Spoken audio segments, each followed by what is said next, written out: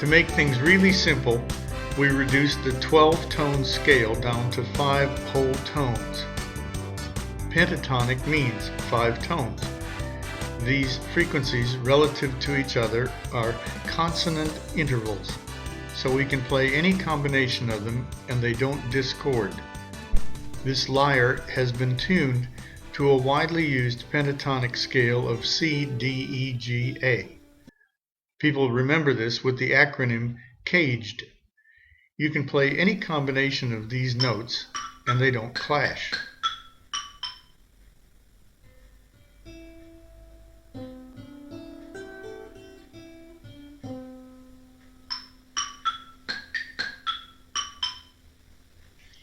It has a familiar world music sound that can get a bit limiting, but we can unlock great potential from within that set. The open strings of ukulele give you 4 of the tones of the pentatonic scale, G, C, E, A. A pentatonic recorder can be created by taping some of the holes.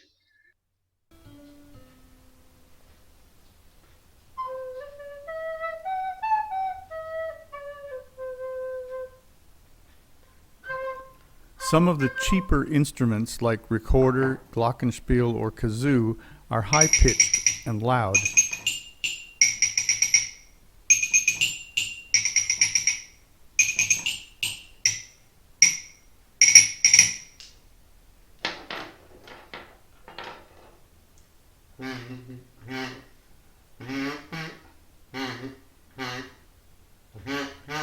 They work best in an ensemble for solo parts.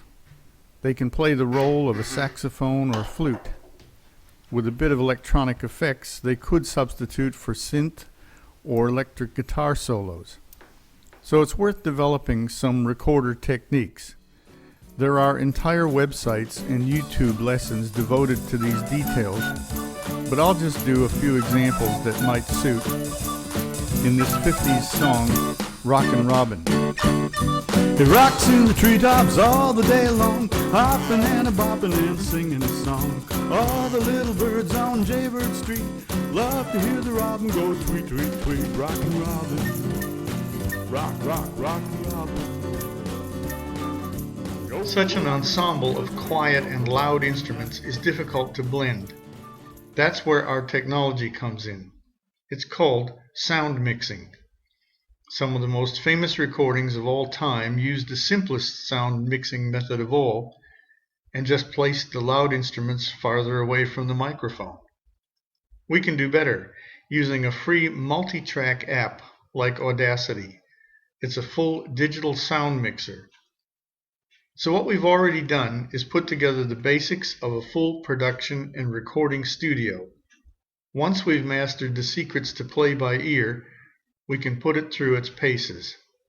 So check out those free apps, Audacity and Chord Pulse Lite.